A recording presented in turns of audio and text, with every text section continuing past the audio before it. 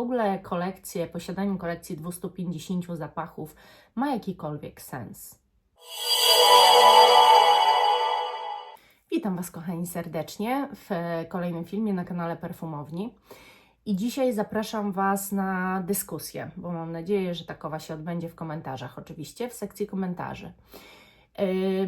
Ponieważ ja ostatnio nie robię live'ów, nie robię z przyczyn oczywiście mojej sytuacji obecnej, live'y nie wchodzą w grę i nie wiem, kiedy one będą. Chciałabym z Wami pogadać o kolekcji perfum, o tym, jakie Wy macie, co czujecie i chciałabym Wam opowiedzieć, jak to z mojej perspektywy wygląda, co ja czuję i czy w ogóle posiadanie kolekcji 250 zapachów ma jakikolwiek sens.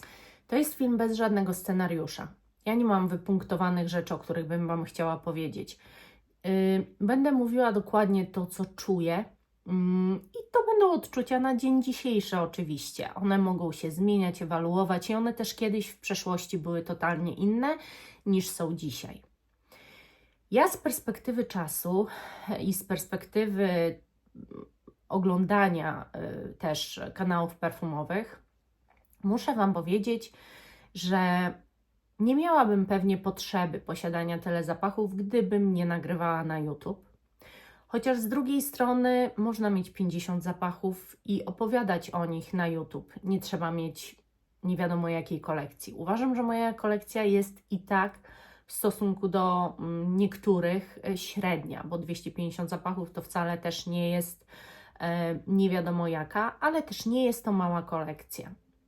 Chciałabym Wam powiedzieć, że ja mam ciągle chęć posiadania jeszcze więcej, ale nie dlatego samego posiadania, tylko dlatego, żeby za jakiś czas powiedzieć, że mam idealną kolekcję. Pozbyć się tego, czego widzę, że absolutnie nie używam już, z czym mi nie jest po drodze, bo bardzo się mój styl zmienia, bardzo moje preferencje się perfumowe zmieniają. I chciałabym, żeby poznawać i dołączać do kolekcji coraz ciekawsze wonie. Mam też takie marzenie, żeby na tyle mieć zróżnicowaną kolekcję, żeby po co nie sięgnę, to dawał mi ten zapach inne doświadczenia po prostu. Piszecie mi czasami, że jesteście przytłoczeni swoją ilością perfum. I być może byłabym też przytłoczona ilością zapachów, gdybym nie miała sklepu internetowego, gdybyście Wy nie korzystali i nie kupowali odlewek, to być może faktycznie też poczułabym jakiś dyskomfort z tym związany, bo tak naprawdę, jeżeli funkcjonujemy normalnie, to w pewnym momencie czujemy dysonans między tym, co faktycznie używamy, a między tym, ile posiadamy. Ale wiecie co? Chciałabym Wam powiedzieć tylko jedną rzecz, że my sami tworzymy sobie problemy w głowie. Ponieważ tak, jeżeli kupiłaś jakiś zapach, to było Cię na niego stać. Miałaś potrzebę jego posiadania w tym momencie. I jeżeli go sobie kupiłaś, to nie powinnaś już tej decyzji żałować. Powinnaś się cieszyć, powinieneś się cieszyć, że ten zapach w Twojej kolekcji jest i po prostu z tego korzystać.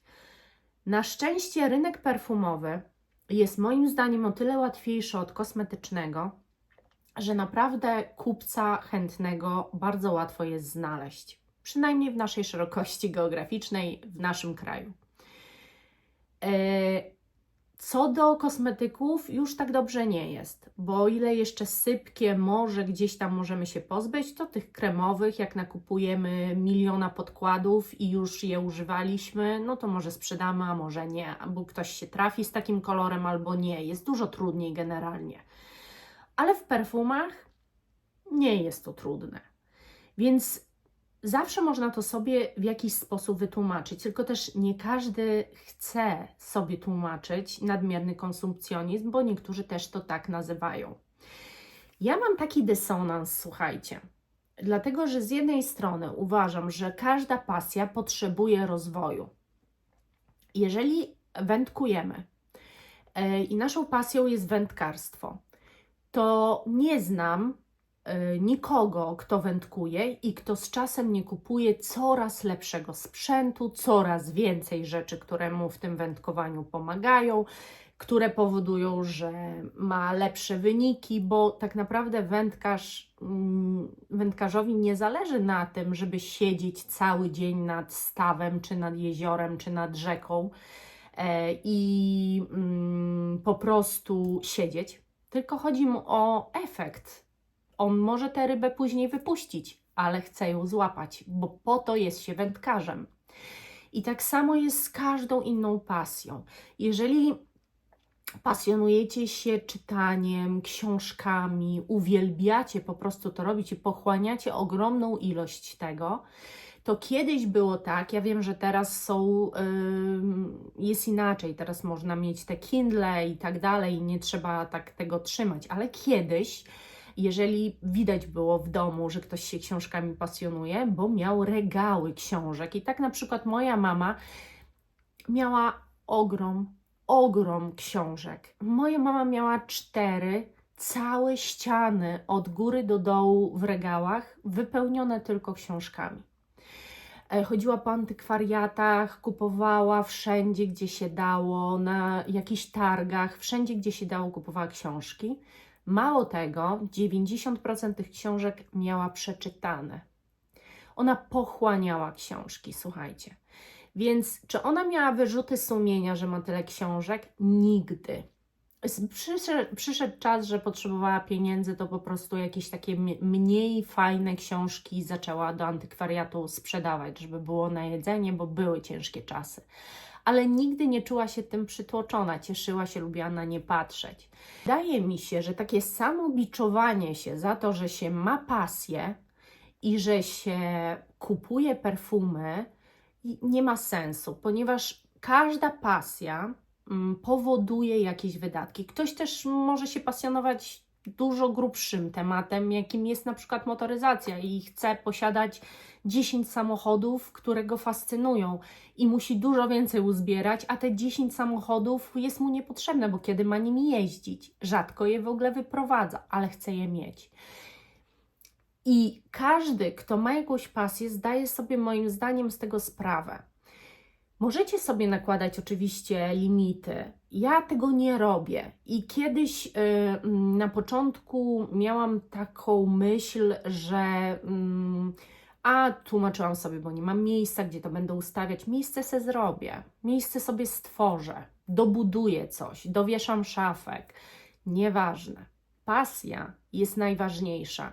Pasja w życiu powoduje, że czujemy się szczęśliwsi, że chce nam się każdego dnia wstać, że mamy power do życia, że chcemy zarabiać pieniądze, że chcemy ich zarabiać coraz więcej, żeby na te pasje mieć pieniądze, że potrafimy dzięki tej pasji pieniądze na te pasje odłożyć. Pasja jest w życiu takim budulcem, taką podstawą w ogóle.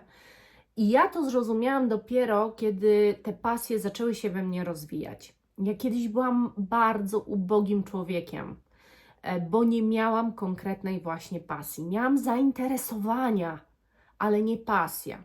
To jest co innego, bo wiecie, zainteresowania to ja się do tej pory interesuję wieloma rzeczami, architekturą, aranżacją wnętrz, lubię ogólnie piękne rzeczy, interesuję się też modą, ale to są zainteresowania. Pasja staje się wtedy, kiedy wolimy wydać pieniądze na nią, a nie na każdą inną pierdę. Bo ja Wam powiem, że w moim życiu stało się tak, że każdy inny zakup, nad każdym innym zakupem zastanawiam się bardzo wiele dni, czy w ogóle wydać na to te pieniądze, a jeżeli chodzi o perfumy, nie. Ale też nie robię tego impulsywnie. To też nie jest tak, że siadam i kupuję. Jeżeli mam przetestowany zapach, który bardzo mi się spodobał, to oczywiście, że tak, bo chcę go mieć w kolekcji.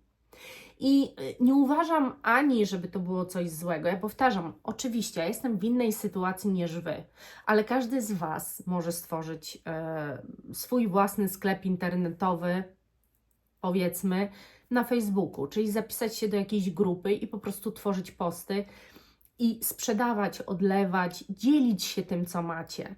Więc tak naprawdę każdy z Was może poświęcić odrobinę czasu na to, żeby ta kolekcja mogła rotować, żebyście mieli, zmniejszała się ilość płynów we flakonach, po to, żeby faktycznie, bo to daje satysfakcję, jeżeli też te perfumy są zużywane, to daje satysfakcję. Ja nie mam czegoś takiego, że mnie stresuje ten fakt, że ja wykończę pewne flakony. Oczywiście, jeżeli to są moje must have'y i ukochane perfumy, no to jest lekki dyskomfort i jeszcze tym bardziej, jeżeli to są drogie perfumy. Ale ja od razu wrzucam je na wishlistę, wiem, że je odkupię. Najwyżej to dłużej potrwa, dlatego że też są inne wonie, które chcę mieć i o których na przykład myślę.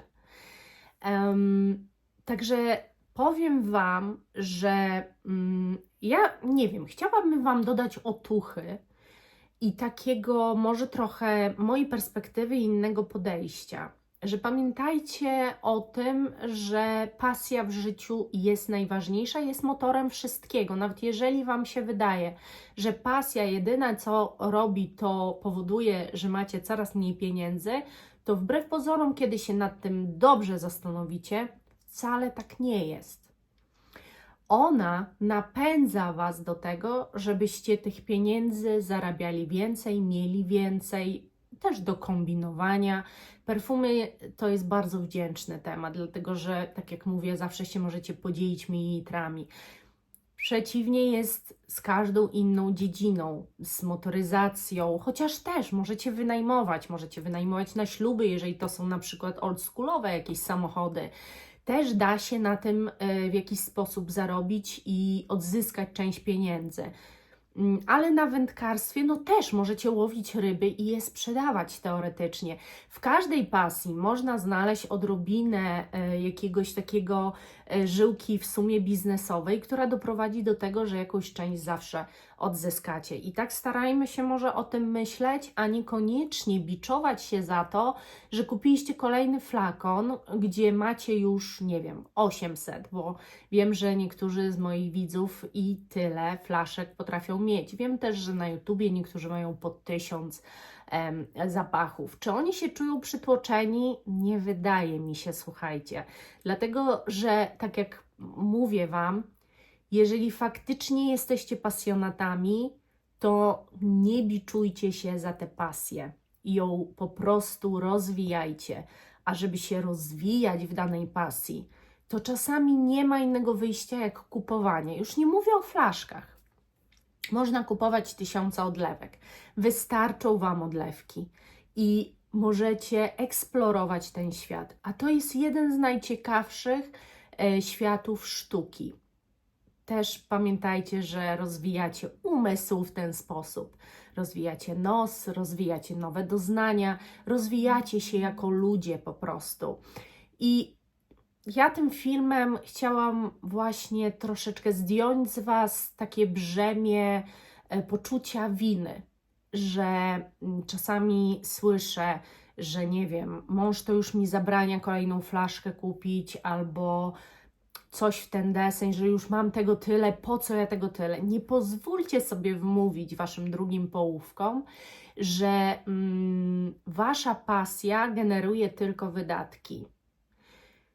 Bo Wasza pasja przede wszystkim wzmacnia Was jako ludzi, powoduje, że jesteście zdrowi psychicznie.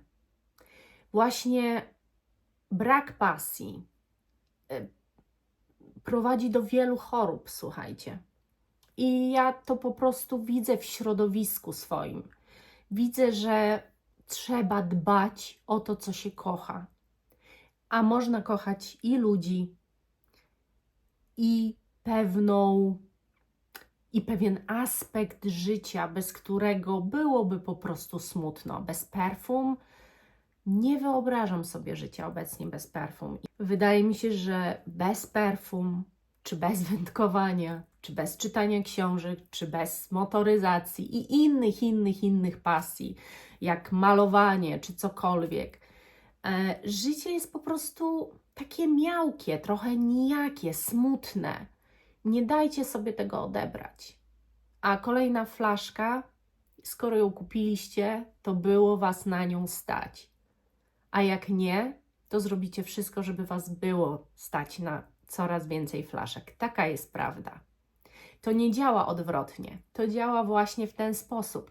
Pasja napędza nas do wszystkiego pozytywnego, nie negatywnego.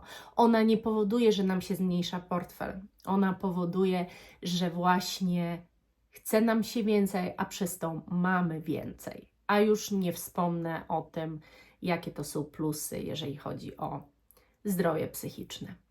Kochani, filmik nie jest długi, ale chciałam Was tym filmikiem trochę wesprzeć. Ja dzisiaj nie pokazywałam żadnych perfum, ale pokazałam Wam być może jakąś drogę. Pokazałam Wam być może, że warto i że przestańcie sami siebie karać za to, że macie taką pasję. To jest cudowne. A najwspanialsze jest to, że my się tu wszyscy możemy spotkać i wszyscy wiemy, o czym mówimy. Każdy może mieć inny odbiór zapachów, wiecie, każdy może mieć inne preferencje, lubić co innego, ale my się nigdy nie kłócimy, zauważcie. My w komentarzach zawsze fajnie się wymieniamy po prostu swoimi odczuciami. Zobaczcie też, jak bardzo nas pasja do siebie zbliżyła, jak bardzo znaleźliśmy swoje drugie połówki, takie naprawdę, ja uważam, że niektóre z Was to są moje takie duchowe połówki, które połączyła pasja, które się rozumieją bez słów, które świetnie rezonują na tych samych falach. I możemy mieć różne preferencje i możemy mieć różny gust perfumowy, ale się w tej kwestii rozumiemy i to jest fantastyczne. I powtarzam, nie pozwólcie nikomu sobie tego odebrać. Dzięki za dzisiaj. Mam nadzieję, że ta dyskusja w komentarzach, w sekcji komentarzy wrze po prostu i że tam się bardzo silnie udzielacie. Dzięki. Pa, pa!